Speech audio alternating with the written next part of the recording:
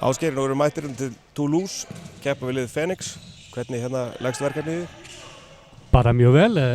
Þetta er frábært lið sem við erum að fara að mæta og gríðarlegur spenningur.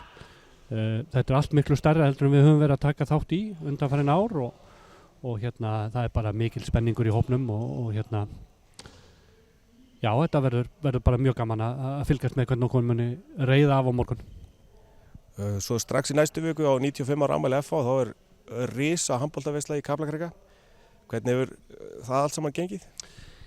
Já, við erum að fá Gúmersbach í heimsókn eftir viku og á sama tíma munu Valur og Porto spila líka í Kaplakrika eins og við vitum öll þá er 95 ára afmæli fimleikafélagsins og þetta verður mikil veisla.